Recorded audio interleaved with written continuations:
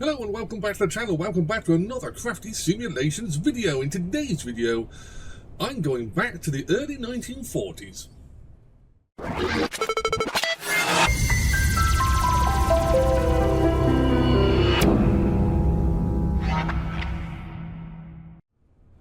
Hello and welcome back to the channel. Right, in this video, like I said, I'm going back to the early 1940s with this particular aircraft. Now, before I go on to talk about this particular aircraft, the reason why I've chosen this is, as we all know in the flight sim community, there has been a release from another company, Airplane Heaven, of a certain four-engined iconic piece of British aviation in the form of the Avro Lancaster. Now, I have the Lancaster on both my sims, and I am desperately trying to learn how to fly and, more importantly, land the aircraft, but it will feature in a future video.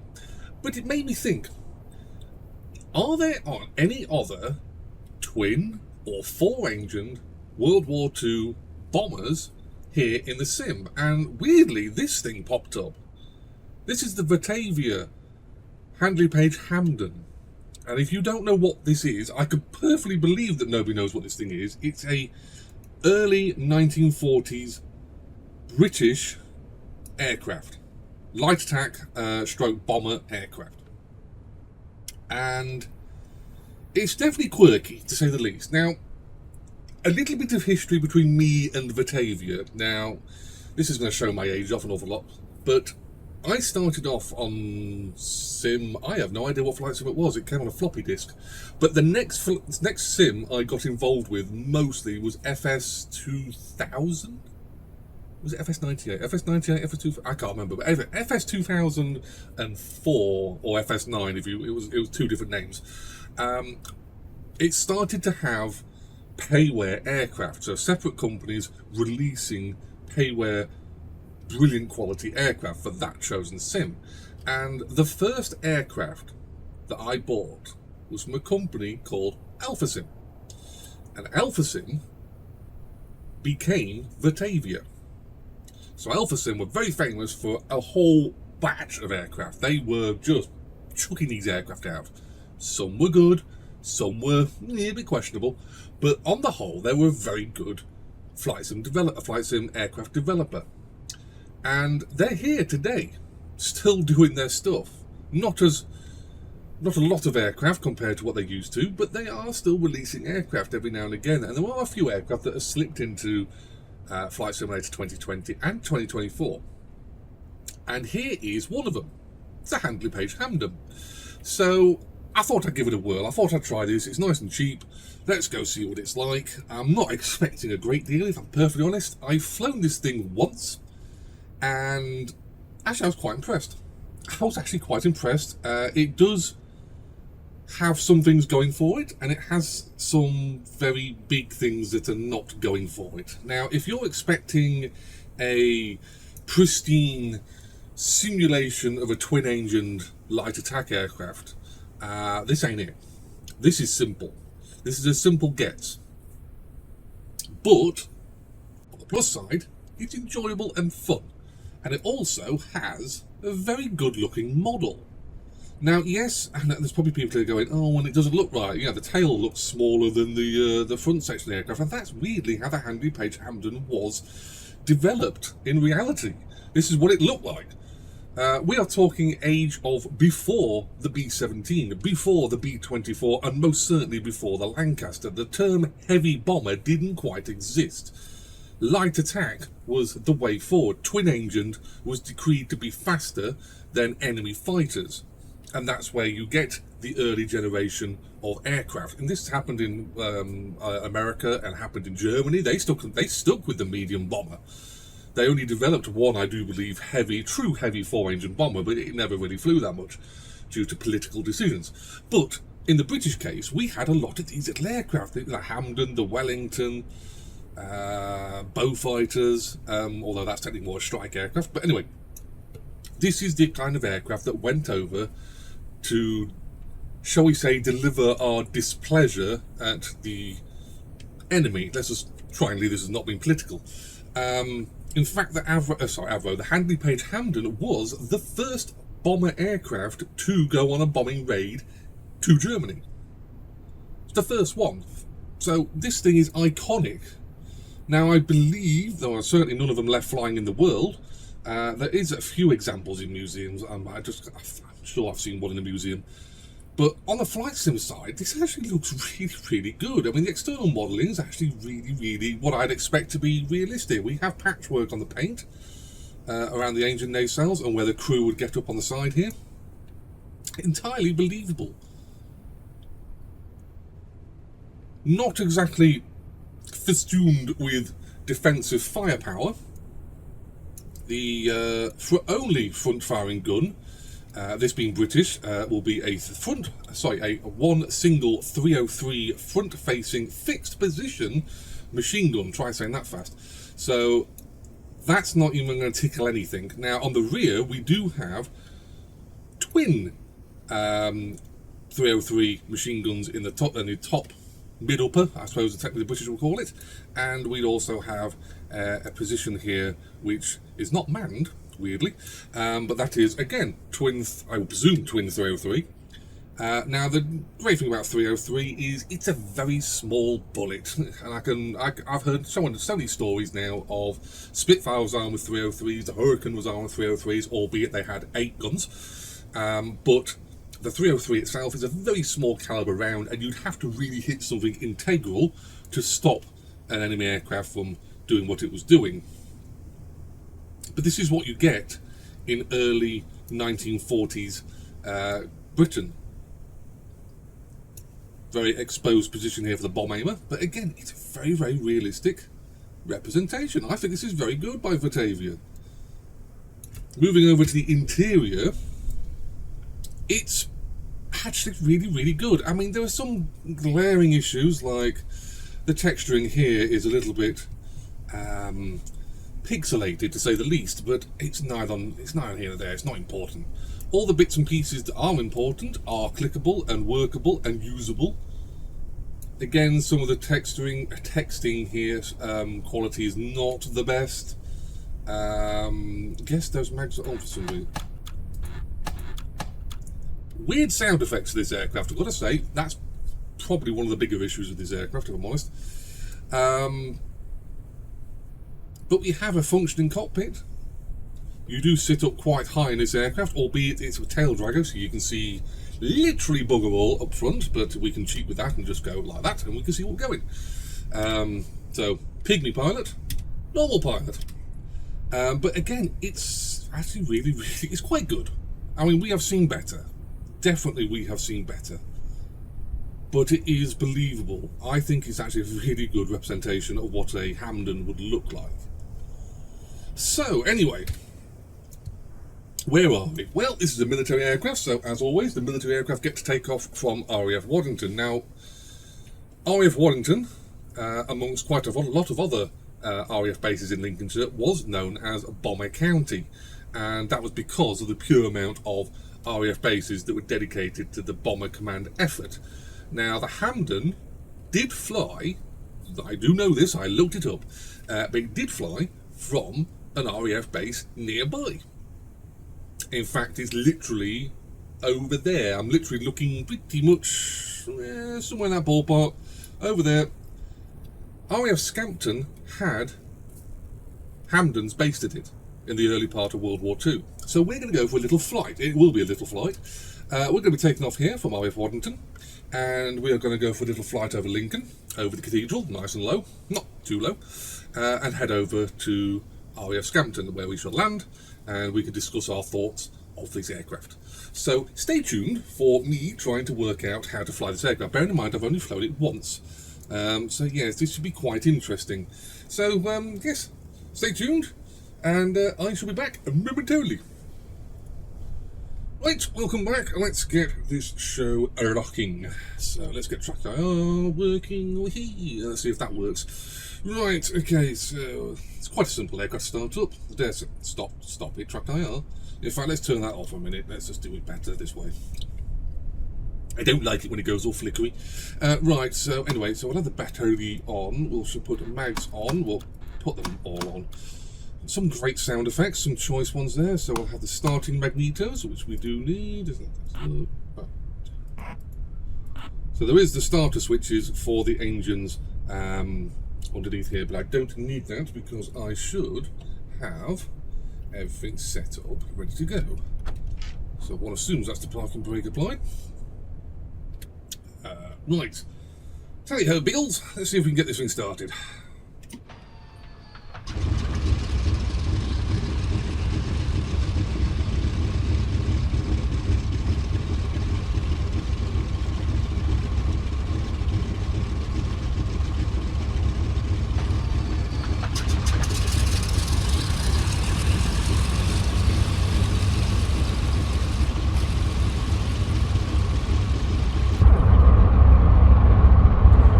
The sound down just a touch. In fact, we can do this even better by shutting up. So there we go. Sound effects in this aircraft, they're alright. They're not obviously correct engines, but it's fine with me. So anyway, flaps can come down one stage. Nav lights can come on, which will have them on. Flap indicators. We have individual flap indicators for port and starboard wings, so we're set to 15 degrees, which is ample. So let's see. Controls will work. Yay.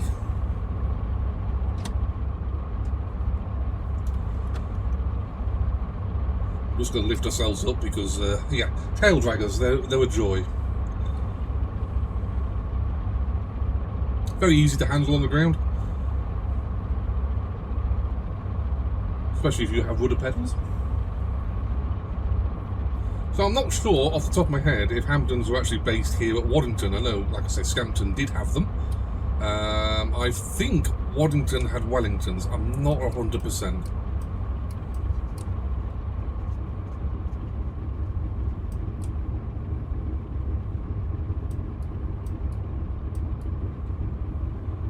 So yes, this aircraft, or the idea behind me getting this aircraft, all came from the Airplane Heaven Lancaster, of which, by the way, pièce de resistance, now it's been updated. It will be featured in a future video.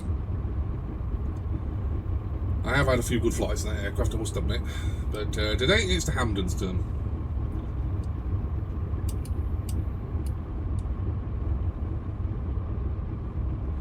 So, clear one approach. Obviously no traffic on my sim, but it's nice to keep up with the realism, sort of.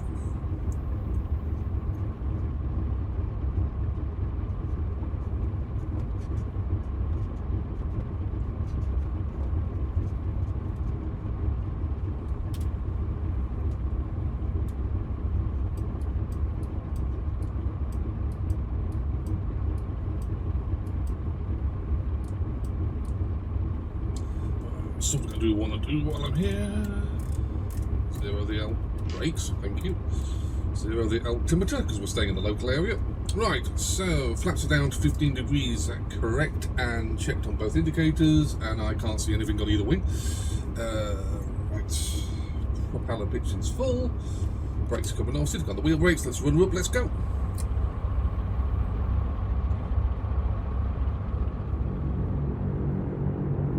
Some rather choice sounds, to say the least.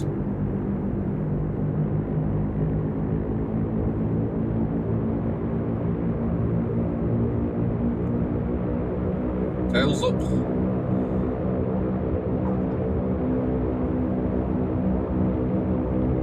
There's 80, there's 90. She wants to fly. Come on, the brake gear's coming up.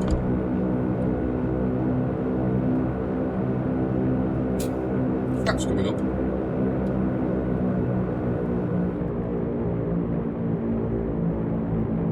Now I do think this is an aircraft that's quite quick in the acceleration, because there's 130 and we're still accelerating. I don't think it'll be that quick. In fact, I'm fairly certain it won't be that quick, so we are pulling back on the old power now.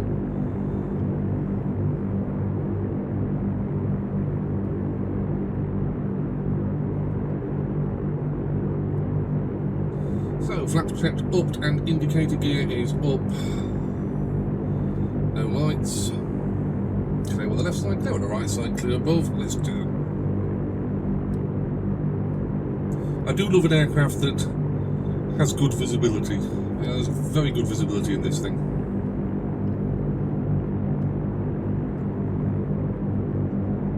I would say for the real pilots and flight crew that are in these aircrafts, you do feel kind of exposed. That glass is not bulletproof or armour plated. In fact, I probably think the seat might be armour plated, but I'd be surprised.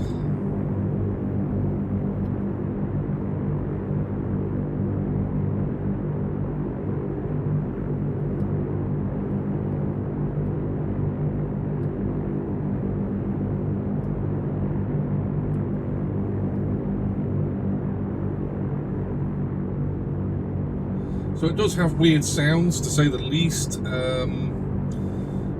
Obviously there are no... I've no idea what engines they are. Are they Centauras? No, not Centauras, that'd be Sea Fury. Mercuries? I want to say they're Mercuries. Bristol Mercuries? I'm going to have to Google that.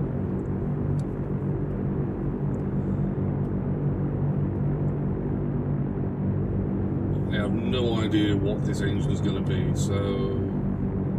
This is on the fly. Checking. I want to say they're Mercuries.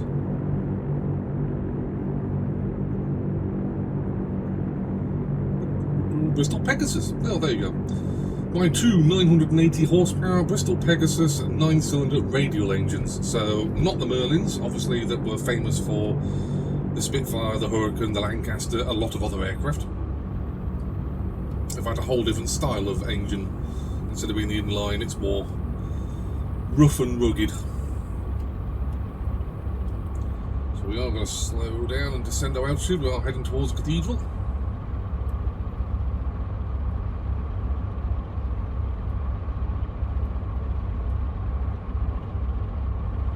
So like I said again, the sounds, they're not recorded directly from a Pegasus engine. I don't think there's any Pegasus engines left running. But they're sort of realistic, they're sort of believable. Good startup sounds.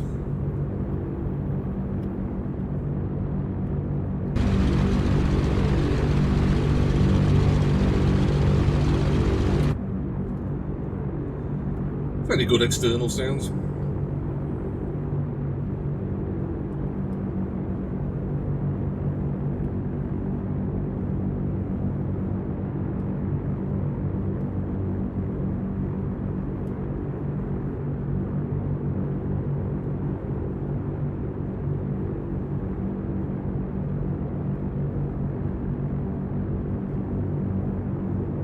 Cruising along now about 116 knots. Very stable once you get the aircraft trimmed out. Got a little bit of shading issues there. I tend to find aircraft have shading issues.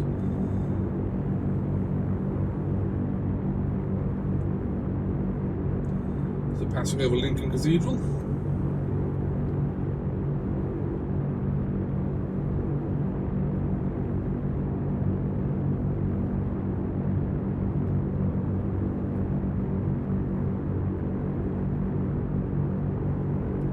When it comes to the quality of this aircraft, I would say possibly there is definitely better.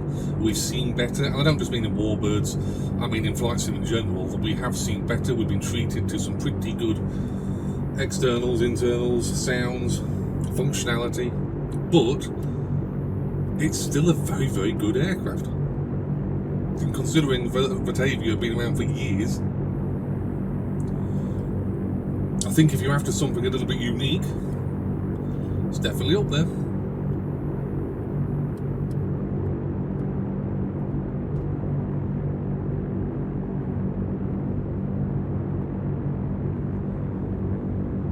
So Scampton's dead ahead.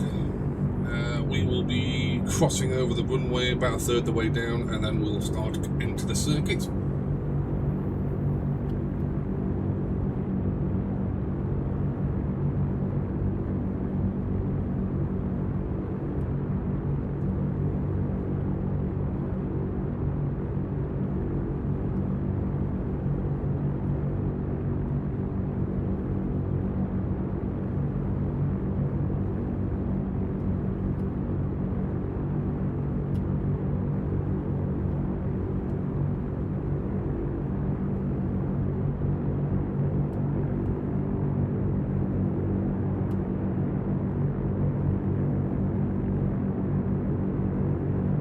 you start to begin just get a whiff of what flight crews went through taking these aircraft on long missions. Obviously, like I said, this aircraft was used for bombing raids over Germany in the early days, but it doesn't have much in the way of defensive firepower. It was still under the belief that the bomber would always get through, and this would be proven ineffectual time and time again. And this is not just a fault of the British. The Americans thought the same thing. Even with the B-17 coming in, the nickname the Flying Fortress, a nickname that stuck, it came from the fact of this thing had so many 50 cal machine guns, and it was deemed that those machine guns would be able to support the aircraft on its dangerous missions. And unfortunately, this just wasn't true.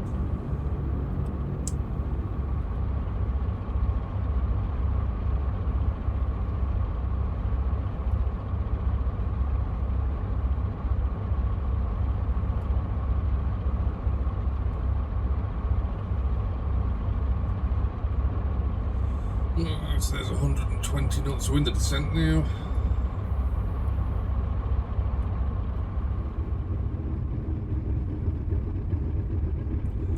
Sounds like we've got a pair of bag of bolts for those engines. So flaps will come down 15 degrees. Gear is coming down. Travelling. Tail down and undercarriage down. Locked. 2 greens.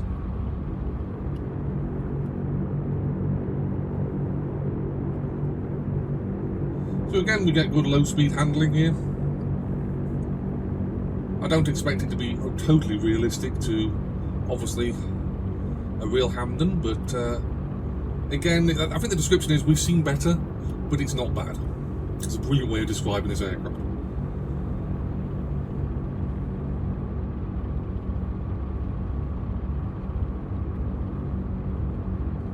Stepping in onto the downwind, I do believe.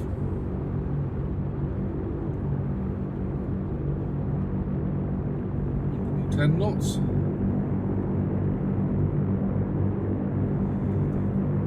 Flaps going down 20.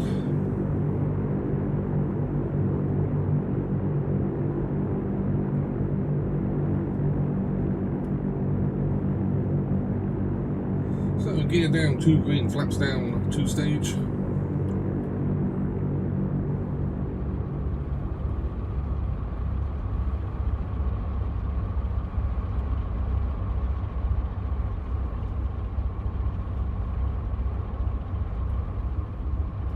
Past centre line. There's me not concentrating.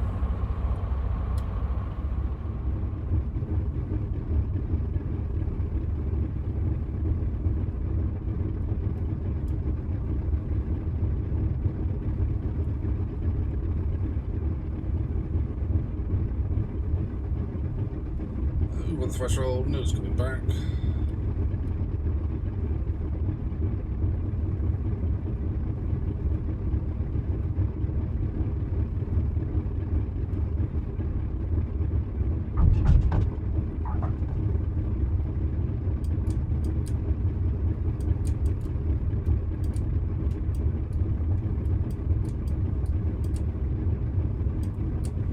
Nice if we can get this aircraft to go on a straight line.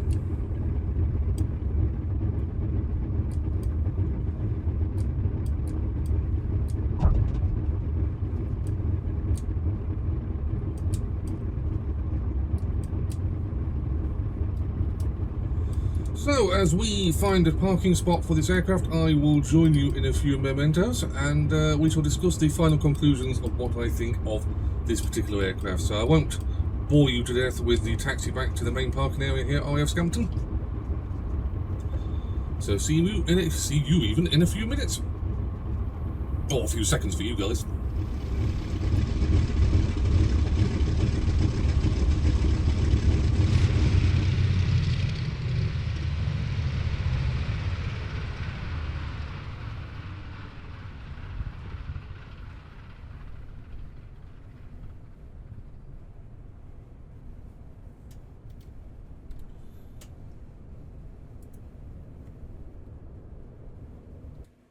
So, there we are, touchdown here at RAF Hampden. So, bonus points for anyone who noticed that I managed to ditch the crew. I've no idea. There must be a click spot somewhere in this place, and I might have clicked it because the crew have quite promptly sodded off. I don't blame them. I've seen me flying. It's not worth it. Anyway, so we'll ignore that part. Must be a click spot somewhere. Anyway, final thoughts on the Hampden here. It's a nice looking aircraft.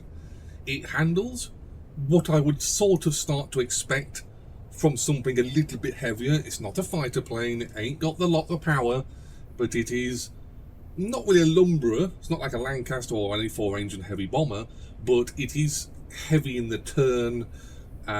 It does gain speed very quickly on takeoff. I was going past 160 on my first run on this aircraft. So there's definitely something there with the acceleration, but a little bit of throttle management, the propeller pitch management, and the aircraft flies quite fine. Now you do have access to a few repaints if you're into that sort of thing. They do come with the package, and if I just bring up my details, which I have not. Right, here we go, Virtavia's website. Right, so we do have access to the B Mark 1 Hampden and a TB Mark 1 Hampden. So for the B Mark 1 we have 185 Squadron, which is this one, I believe based at RAF Cottesmore, 144 Squadron, and 1404 Coastal Command, and we also have a Swedish Air Force aircraft. For the Hampden TB Mark 1 we have 415 Squadron, the Royal Canadian Air Force, 489 Squadron, Royal New Zealand Air Force, and 24 MTAP Soviet Naval Air Force. Obviously this aircraft was lent to quite a few other countries. We don't have the ability for anyone else to drop weapons. This is Flight Simulator. If you want to go drop weapons, DCS is your sim. I think it's actually quite a good aircraft. It's a unique aircraft. I like uniqueness in my sims, and this definitely is unique. We don't have many twin-engined or 4-engined World War II bombers here in the sim by payware companies, and I think this is definitely up there as being one of the more rarer ones, but equally it is a very good one. So if you have any questions about the Hampden, please file them below. Standard procedure, put them in the comments below and I'll get around to answering them. This is available off Virtavia's main website where I purchased it. And I will see you, I'll put a link actually in the description for it. I will see you guys and girls in a future Microsoft Flight Simulator video very, very soon.